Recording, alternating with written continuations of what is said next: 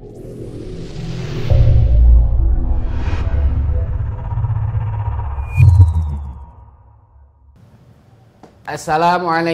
warahmatullahi wabarakatuh. Alhamdulillahirabbil alamin. Wassalatu wassalamu ala asyrafil anbiya'i wal mursalin sayyidina wa maulana Muhammadin khatamin nabiyyin wa ala alihi wa sahbihi ajma'in, amma ba'du. Para jamaah, para sahabat, para kerabat yang dirahmati Allah Subhanahu wa taala, alhamdulillah kita sekarang berada di bulan penuh ampunan. Sebagaimana janji Allah Subhanahu wa taala, barang siapa yang berpuasa di bulan Ramadan karena iman dan mengharap ridha Allah Subhanahu wa taala, maka pasti Allah akan mengampuni semua dosa-dosanya. Jadi kita harus husnudzon billah bahwa Allah Subhanahu wa taala telah mentakdirkan kita mampu melaksanakan ibadah puasa. Karena tidak lain Allah Subhanahu wa taala mau membersihkan dosa-dosa kita. Adapun menurut Imam Al-Ghazali di dalam kitab Minhajul Abidin, bahwa dosa-dosa manusia itu terbagi jadi 3. Dan masing-masing ketiga ini itu memiliki atau ada cara untuk menebusnya. Yang pertama adalah hakullah.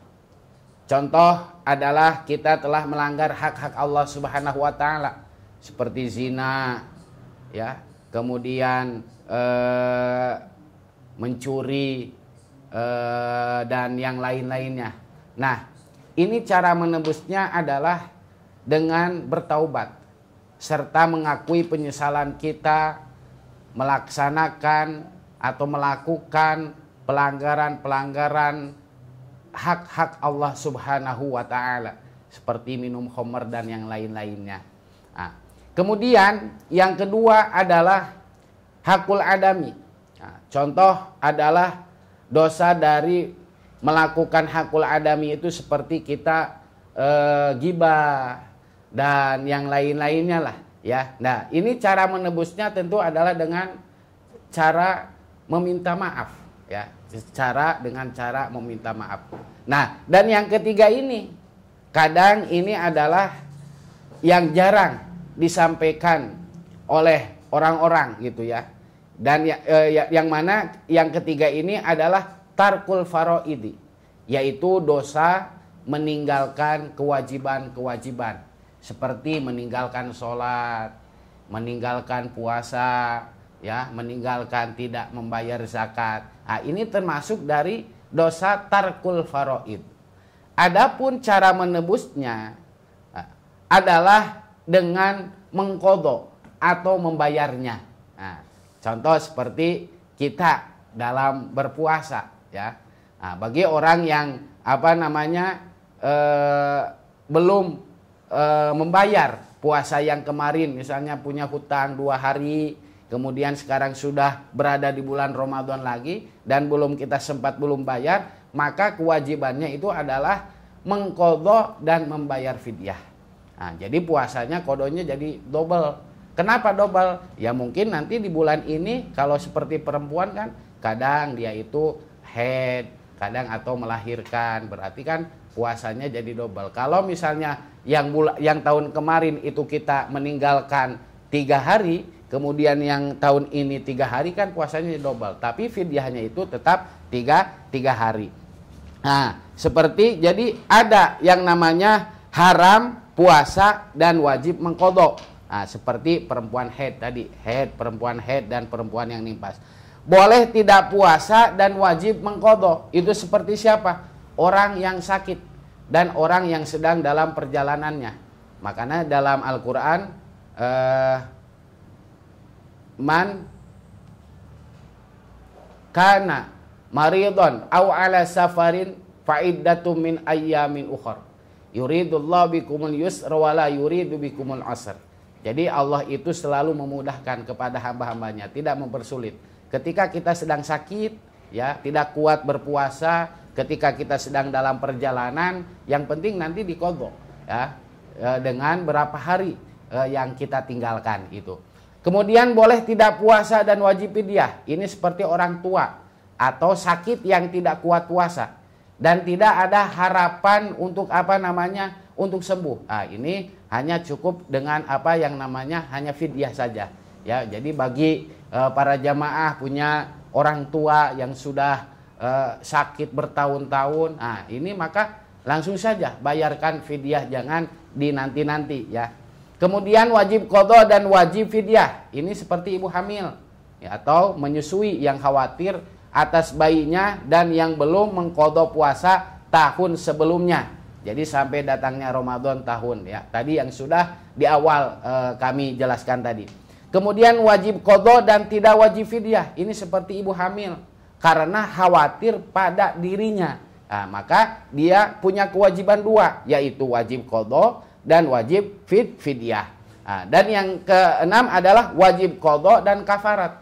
Itu adalah orang yang sedang dalam keadaan berpuasa tapi ia melakukan melakukan hubungan intim. Nah, walaupun hubungan intimnya itu adalah sesuatu yang dihalalkan. Nah, tapi dia tetap wajib qadha dan kafarat ya. Dan yang ketujuh ini, nah ya, bagi para jamaah, sahabat, kerabat nih pengen yang nggak mau puasa, tinggal ini aja masuk ke dalam kategori tidak puasa tapi tidak ada kewajiban mengqadha, tidak ada kewajiban membayar fidyah, masuk aja dalam kategori yang ketujuh ini. Itu adalah tidak wajib qadha dan tidak wajib fidyah. Siapakah mereka? Mereka adalah orang-orang yang gila. Nah, kemudian bagaimana sekarang hukum bagi orang yang sudah meninggal? Apakah sekarang bagi orang yang sudah meninggal, apakah gugur kewajibannya? Padahal tadi disebutkan oleh Imam Al-Ghazali bahwa dosa manusia itu yang ketiga itu adalah tarkul faraid, meninggalkan kewajiban-kewajiban yang telah diwajibkan oleh Allah Subhanahu wa taala. Nah, cara menebusnya kan membayar mengqadha. Nah, bagaimana sekarang hukumnya bagi orang yang sudah meninggal dunia?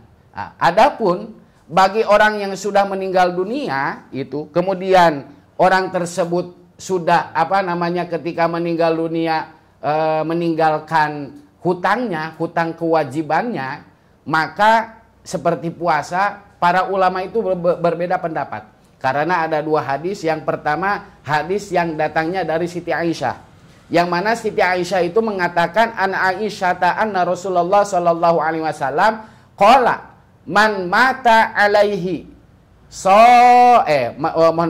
man mata wa alaihi siyamun soma anhu waliyuhu. Maka ketika orang yang meninggal dunia, kewajibannya itu adalah diqadhakan oleh ahli warisnya. Nah, jadi mengqadha dengan puasa lagi. Nah, kemudian ada yang kedua itu adalah hadis yang datangnya dari Ibnu Umar. Nah, ini kebanyakan mayoritas ulama, jumhur ulama hanya cukup dengan apa yang disampaikan oleh Rasulullah Shallallahu Alaihi Wasallam lewat sahabat Ibnu Umar, yaitu man mata wa alaihi siyamu syahrin falyut'am anhu makana kulli yaumin miskinan. Jadi cukup dengan membayar fidyah saja. Jadi bagi para rekan-rekan, para jamaah, para sahabat yang masih atau memiliki keluarga, orang tua ya, yang mungkin masih memiliki hutang puasanya, sebaiknya itu adalah untuk dibayarkan dengan membayar fidyah. Itu pun dengan ada pengecualian kata para ulama. Ketika si mayit tersebut ada warisan yang ditinggalkan, maka kewajibannya itu mengambil dari harta peninggalannya untuk dibayarkan fidyah. Nah, akan tetapi ya, jika si mayit tersebut tidak punya apa-apa ketika meninggal dunia dan tidak ada warisan yang bisa yang ditinggalkannya, maka hukumnya menjadi sunnah. Nah, Jadi maka hukumnya menjadi sunnah. Oleh karena itu ketika kita memiliki keluarga, orang tua yang sedang dalam keadaan sakit, yang mungkin kemungkinan tidak ada harapan untuk sembuh, ya, apalagi kalau sudah sakitnya sudah 1 tahun, 2 tahun, itu ketika datangnya bulan Ramadan sebaiknya langsung dibayarkan fidyah saja pada tahun tersebut. Jadi jangan menunggu wafat, ya, jangan. Jadi kita sebagai keluarganya, sebagai anaknya, keturunannya harus langsung tanggap, ya, dengan kewajiban yang masih dimiliki oleh keluarga kita, ya, atau yang dimiliki oleh keluarga yang sedang sakit. Kecuali kalau misalnya kita punya orang tua sedang sakit baru 1 bulan, datang bulan Ramadan, maka kita tunggu saja, ya, karena mungkin ada harapan tentu kita berharap kepada keluarga yang sedang sakit itu, berharap mereka itu sembuh, ya, mereka sembuh. Bukan berarti ini mah mualpit sembuhan ya mah sudah aja bayarkan fidyah, tidak. Tapi kalau yang sudah misalnya 1 tahun sebelum Ramadan sudah sakit, pas datang di bulan Ramadan pun masih sakit, itu untuk ihtiyat kita, jaga-jaga kita, lebih baik dibayarkan fidyah. Walaupun toh kenyataannya nanti beliau itu sembuh. Tinggal beliau sanggup tidak untuk mengqadha puasanya. Karena Allah Subhanahu wa taala membicarakan tentang kewajiban di sini adalah dalam hadis qudsinya, wa ma taqarraba ilayya 'abdi, ya, bi syai'in ahabbu ilayya mimma aftaradatuhu alaihi. Jadi, dan hamba-hambaku tidak bertaqarrub, mendekatkan diri kepadaku dengan amalan yang lebih afdol daripada apa yang aku fardukan kepadanya. Jadi amalan yang paling dicintai oleh Allah Subhanahu wa taala adalah amalan yang diwajibkan oleh Allah Subhanahu wa taala. Jadi pahala sesuatu yang diwajibkan oleh Allah Subhanahu wa taala itu tidak bisa dikalahkan oleh amalan-amalan sunnah.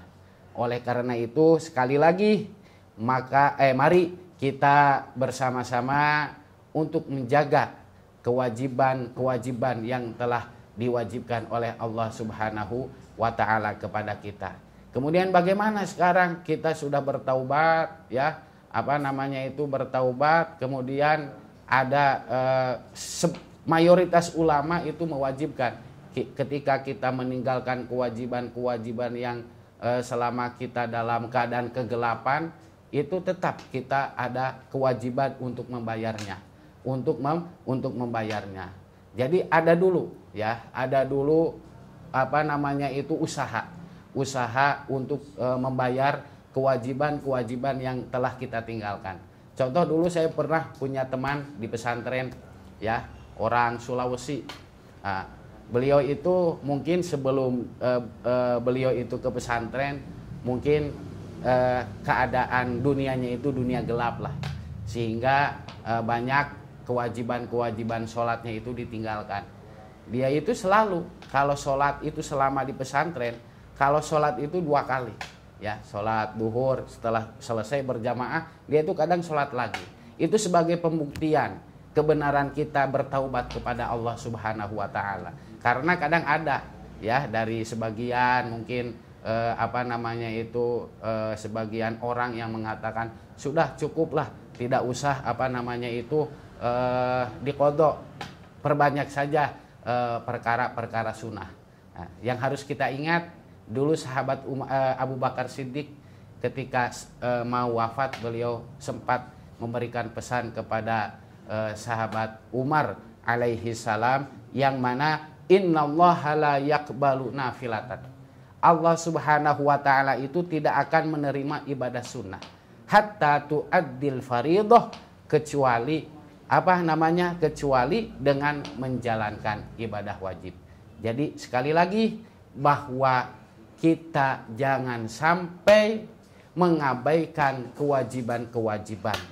Kita terus memperbanyak kesunahan,